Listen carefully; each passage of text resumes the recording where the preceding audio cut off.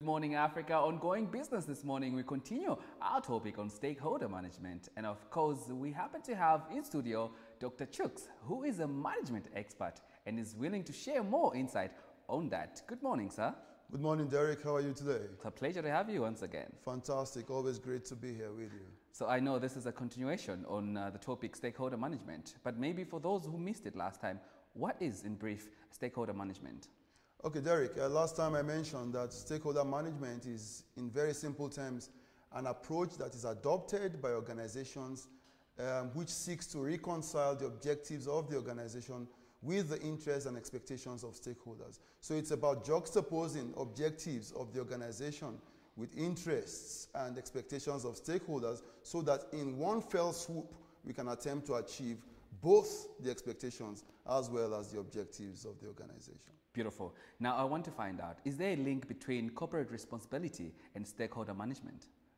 I would like to think yes, but let me not bother too much about the word corporate. Let me bother more about the word responsibility. Beautiful. Responsibility is about the extent to which what you do doesn't have some kind of adverse effect on another party.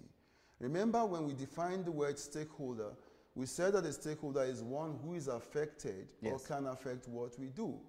And therefore, typically speaking, because of the moral imperative in stakeholder management, if organizations do not conduct themselves responsibly, then what will inevitably happen is that their operations will bring about adverse effects on stakeholders. And this doesn't augur well for the organization, neither in the short term nor in the long term.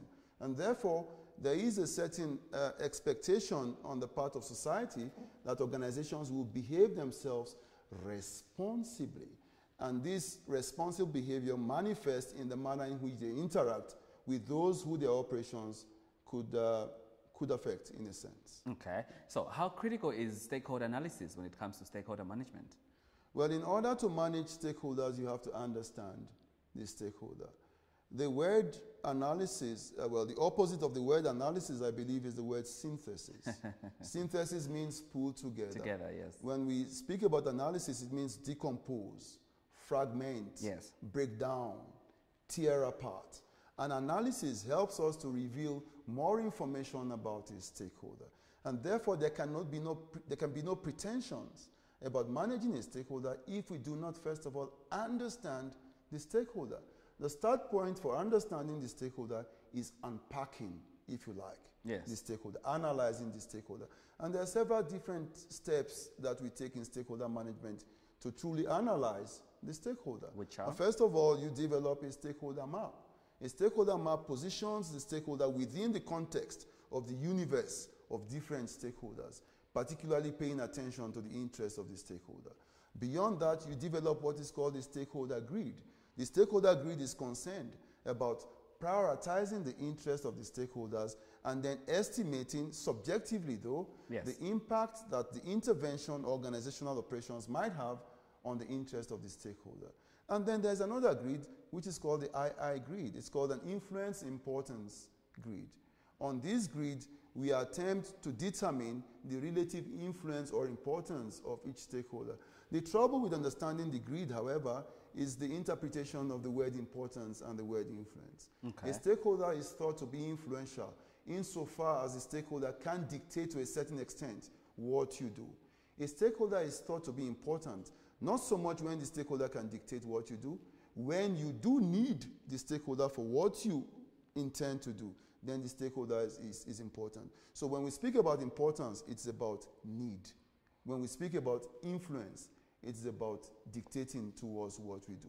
Beyond the II grid, you also have something called the potential for threat and potential for cooperation matrix. Along the axis of the potential for threat and potential for cooperation matrix, you can find different kinds of stakeholders.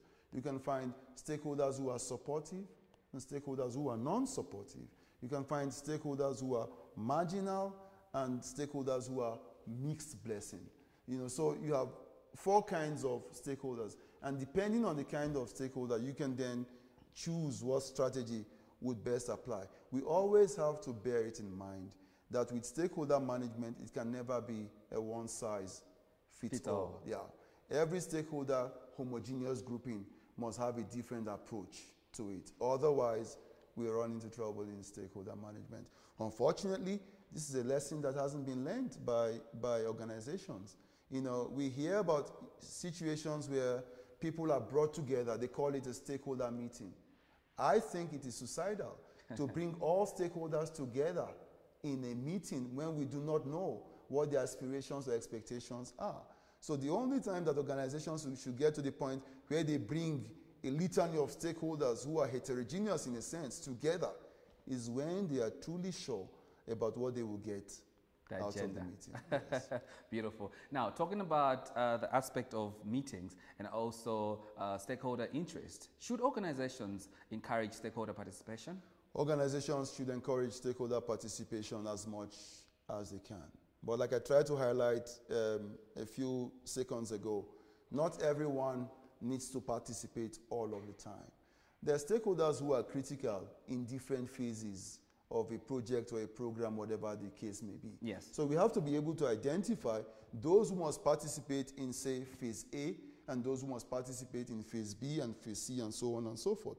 And there are different levels of participation. One of the tools in stakeholder management, which is called the participation grid, attempts to identify 4 different levels of participation: that of inform, and that of consult, and that of partner, and that of control. Inform. I mean, simple word, inform.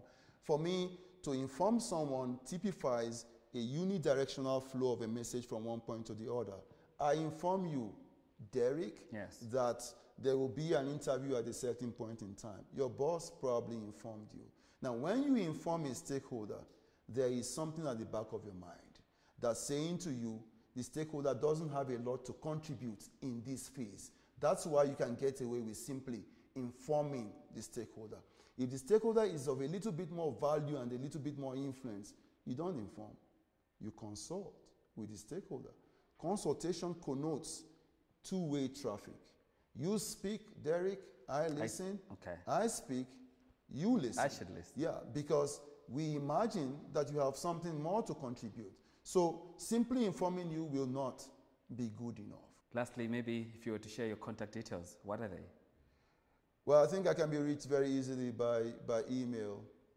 It's chuks.eresia-eke @up.ac.za. But if that's too long, then it's pretty easy to reach me through the University of Pretoria, where I currently work as a senior lecturer in the Department of Business Management. Well, it's been a pleasure having you in our studio today. Thank you very much, Derek. It's been a great pleasure of mine speaking with you and sharing my thoughts with the continent.